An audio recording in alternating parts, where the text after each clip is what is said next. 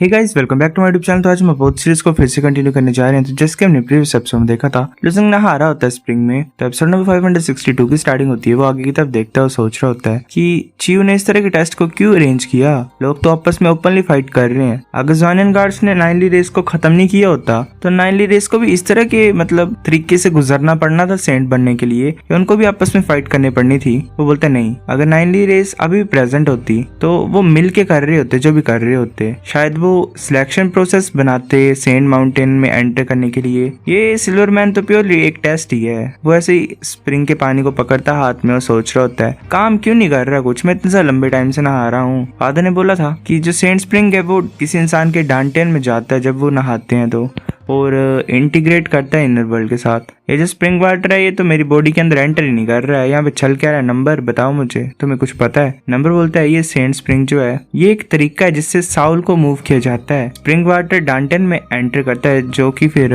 Inner world को rebirth land में convert कर देता है, जिसे यूनिवर्स भी बोला जाता है। तुम्हारी जो लाइफ है फिर वो रिबर्थ लैंड से कनेक्ट हो जाएगी। तुम्हें कुछ एक्स्ट्रा पावर मिलेंगी गॉड डोमेन से, और साथ में ही रिबर्थ दोबारा पैदा होने वाली पावर्स मिलेंगी। यही एक सेंट होता है। और ऐसा लग रहा है कि तुम इसके साथ कंपैटिबल नहीं हो। इसका तुम कनेक्ट नहीं कर सकते हो अपनी लाइफ को रिबर्थ लैंड के साथ। लुजंग बोलता है कि कोई ना कोई रीजन होगा कि मैं सेंट स्प्रिंग के साथ मिक्स नहीं हो पा रहा हूँ। नंबर बोलता है किसे पता अब क्या रीजन है, शायद सेंट स्प्रिंग को तुम पसंद नहीं हो। लुजंग बुरा समूह बना के बोलता है किस तरह का रीजन तुम मुझे बता रही हो। वो सोच रहा होता है मेरे फादर ने यूनिवर्स ऑफ ग्रेट एक्सपेंस को बनाया, मैं क्यों नहीं ग्रेट जैंग यूनिवर्स क्रिएट कर पा रहा हूँ। मैं फोर्सफुली ट्राई करता हूँ स्प्रिंग वाटर को अपने वर्ल्ड में डालने के लिए। वो फिर बोलता है कि नहीं, अभी भी काम नहीं कर रहा है, मैं फोर्स भी नहीं कर पा रहा हूँ, ये बाहर निकल आ रहा है, मैं क्या करूँ। ऐसा लग रहा है मुझे कि मैं सेंट नहीं बन सकता हूँ। नंबर बोलता है कि वेल, तुम्हें बुरा मानने की कोई जरूरत नहीं है। एज तो रिबर्थ लैंड तुम्हें अपॉर्चुनिटी देता है दोबारा पैदा होने के लिए, पर प्राइस भी पे करना ही पड़ता है तुम्हें। मैं इससे ज्यादा इस चीज में इंटरेस्टेड हूँ, सेंट माउंटेन की ओरिजिनल विल में।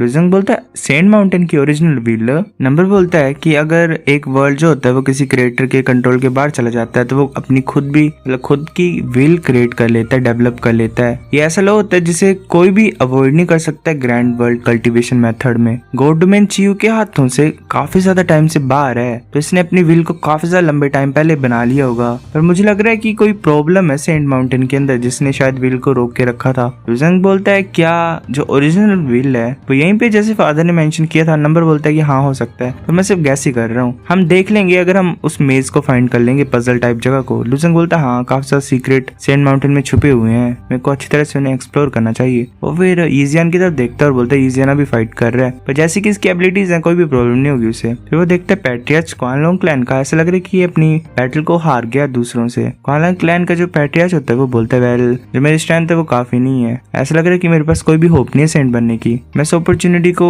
यूज करना चाहता था अपने क्लैन को टॉप में ले जाने के लिए। लुजंग बोलते क्वानलोंग क्लैन के पैट्रियार्च है। वो बोलता है लुजंग बोलते है कि मेरी सेंट स्प्रिंग में आ जाओ। वो बोलता है सेंट सब सेंट कि क्या बोलना चाहते हो तुम ये बोल रहे हो कि मैं तुम्हारी सेंट स्प्रिंग को ले सकता हूँ। लुजंग बोलता है हाँ यही बात है, ऐसा लग रहा है कि मैं रिबर्थ लैंड को बिल्ड नहीं कर सकता, यहाँ पे आ जाओ। क्वान क्लैन का जो होता है सब सेंट वो बोलते ठीक है। बाकी भी उसके पास आ जाते हैं लुजंग के पास और बोलते हैं कि तुम इसे क्यों दे रहे हो, मेरे पास 3rd grade supreme treasure of belief है मेरे घर पे, अगर तुम मुझे अपना सेंट स्प्रिंग दे दोगे तो मैं उस ट्रेजर को तुम्हें दे दूंगा रिटर्न में। मैं कुछ भी अपने वर्ड से पीछे नहीं हटूंगा। दूसरा इंसान बोलता है कि मेरे पास भी है कुछ, मेरे इंसेस्टर जो है जाओ क्लैन के, उन्हें वर्ल्ड डिवाइन एबिलिटी को पास डाउन किया, मैं वो तुम्हें दे दूंगा। जो लैंग क्लैन का होता है वो बोलता है कि ये कुछ भी नहीं है, मेरा क्लैन को ज्यादा रिच है, मैं तुम्हें कुछ भी दे सकता हूँ जो तुम चाहते हो। लुजंग बोलते तुम इस चीज को कैसे कंपेयर कर सकते हो सेंट के सीट के साथ। बाकी बोल रहे होते हैं हाँ ये तो मेंशन करना भी वर्थ इट नहीं है। लुजंग बोलता है अगर तुम्हें पता है सब कुछ तो यहाँ पे टाइम वेस्ट मत करो मेरा। मैं अपने सेंट स्प्रिंग को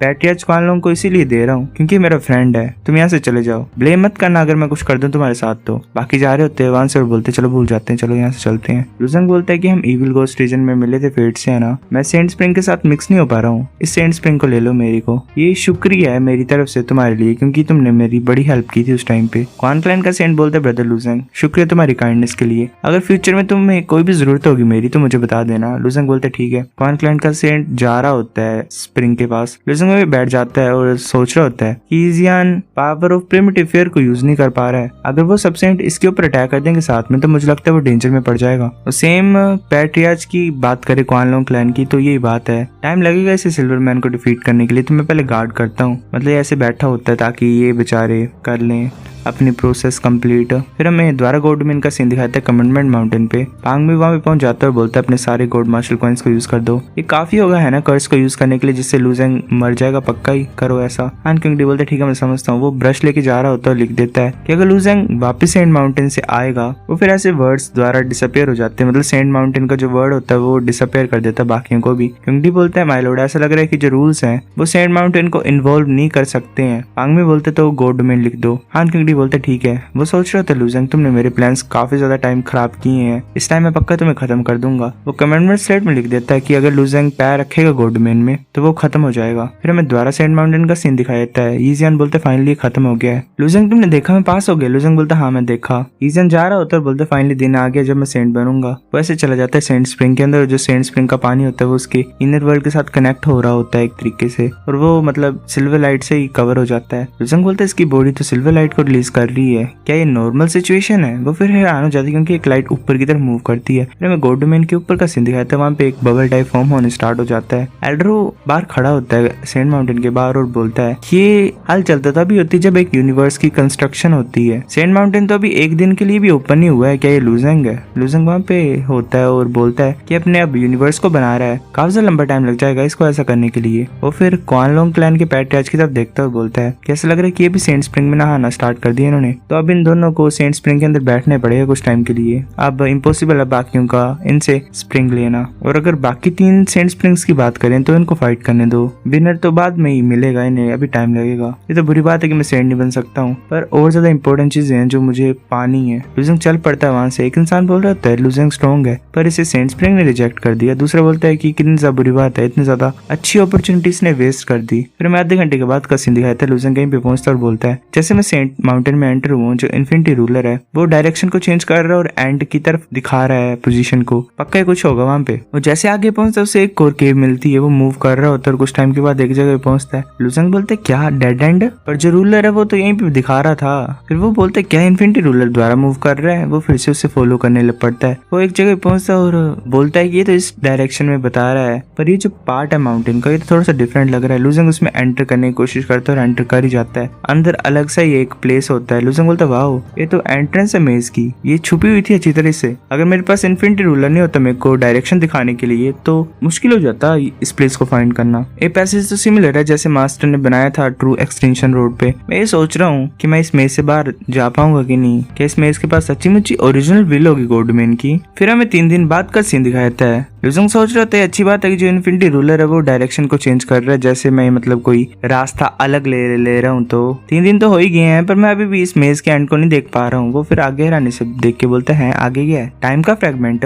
वैसे देखते हैं मतलब शार्ट्स टाइप लगे होते हैं दीवार से, और वो बोलते हैं कि स्ट्रॉन्ग ओरा आ रहा है टाइम लो का इस बोल से, जो कि सेम है टाइम सी की तरह। फिर वो बोलता है ये तो साउंड किसी के सोने की है, क्या कोई सो रहा है? ऐसा नहीं लग रहा कि ये कुछ ज्यादा दूर है, चलो मैं देख के आता हूँ। फिर हमें गोल्ड डोमेन के बाहर का सीन दिखाता है। नुवर एस्केलेटर सोच रही होती है कि जैसे हम गोल्ड डोमेन के बैरियर को तोड़ देंगे तो हम फिर वापस मदर वर्ल्ड में जा सकते हैं। मैं ये सोच रही हूँ कि रोज एक्ट क्या कर रहा होगा, इतने साल लंबे टाइम से मैं बाहर हूँ, मुझे लगता है कि काफी ज्यादा चेंजेस आए होंगे। अब जो रोज एक्ट मेरी मेमोरी में था वो सेम नहीं रहा होगा, पर वो चीजें ज्यादा इंपॉर्टेंट नहीं है। मैं तो देखना चाहती हूँ कि मेरे डिसिपल्स और क्लैन मेंबर्स क्या कर रहे होंगे दोबारा। वो फिर रानी से आगे की तरफ देखती है, वो शिप आ रही होती है आगे से। नुवर एस्केलेटर बोलती कुछ आ रहा है, उसकी साथ ही देखने की कोशिश कर रही होती है। नाइनली गार्ड बोलते है ये कुछ फास्ट है, क्या ये क्रिएचर है जो कि क्योस में घूमता है? वो लड़की बोलती नहीं ये क्रिएचर नहीं, एक फ्लाइंग शिप है। पहले वाला इंसान बोलता फ्लाइंग शिप ये तो मदर वर्ल्ड में कॉमन थी पर यहाँ पे नहीं है, हम क्योस में है, कौन अपनी शिप को यहाँ पे लाएगा? अरे शिप तो कुछ ज्यादा पास है हमसे।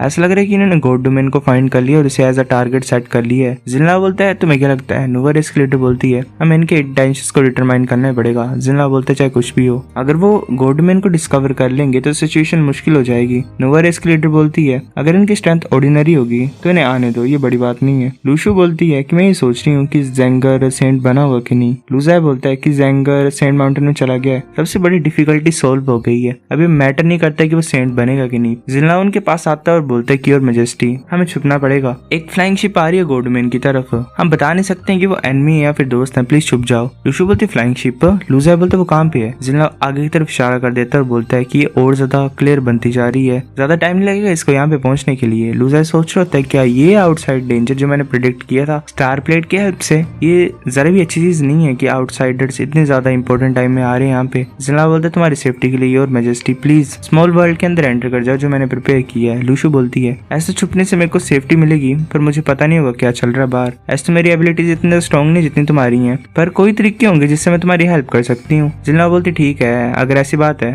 तो मैं फूअर को बोलता हूँ कि एक अरे को सेट करे हमें छुपाने के लिए। फिर हमें 2 घंटे के बाद का सीन दिखाता है फ्लाइंग शिप का। वो इंसान ऐसे कुछ क्रिएट कर रहा होता है और बोलता है कि जो लास्ट डिवाइन क्रिस्टल वो सक्सेसफुली मैंने प्लेस कर दिया है। एक और इंसान बोलता है जैसा कि जॉन गार्ड्स ने बोला जो कि गोल्डमैन के अंदर थे, लाइनली गार्ड्स गोल्डमैन के ऊपर हैं पर हमने तो डिटेक्ट की नहीं उनकी प्रेजेंस को। विहान बोलता है कि हम गोल्डमैन में पहुंच गए हैं, चलो स्लोटर पनिशमेंट मूनलाइट को पहले एक्टिवेट करते हैं। वो जो इंसान होता है वो बोलता है ठीक है, और एक चीज को एक्टिवेट कर रहा होता है और एक उस शिप को पूरी तरह से ग्रीन ओरा कवर कर रहा होता है। वो बोलते हैं कि जो स्लोटर पनिशमेंट मूनलाइट है वो मैंने एक्टिवेट कर दी है। विहान बोलता है ठीक है, चलो फ्लाइंग शिप को गोल्डमैन के टॉप पे लैंड करते हैं और देखते हैं यहाँ वहाँ। वैसे करते हैं और नीचे उतर आते हैं। वो यहाँ देख रहे होते हैं, बोलते गोल्डमैन तो कुछ ज्यादा बड़ी जितनी हमने इमेजिन की थी। वेल ये ऐसा वर्ल्ड है जो चियू ने क्रिएट किया है। विहान अपने हाथ में एक टेल्समैन को लाता है और उस वर्ल्ड में रख देता है। एक ओरा टाइप फैल रहा होता है गोल्डमैन में, जिससे वो जो होता है बैरी टाइप गोल्डमैन का वो दिखने लग पड़ता है। विहान बोलते हैं क्या चीज है, जिसका साथी होता है वो बोलता है मुझे पता नहीं पर ये कुछ पावरफुल ट्रेजर है लॉर्ड वीजियान, ऐसा लग रहा है कि हम इसे तोड़ नहीं सकते अपनी फुल स्ट्रेंथ को लगा के भी। दूसरा बोलता है कि मैंने सुना कि चियू के पास एक सुप्रीम ट्रेजर था जिसे हेवनली मिरर शील्ड बोला जाता था। ऐसा बोला जाता था कि वो एक ट्रायंगल की शेप की थी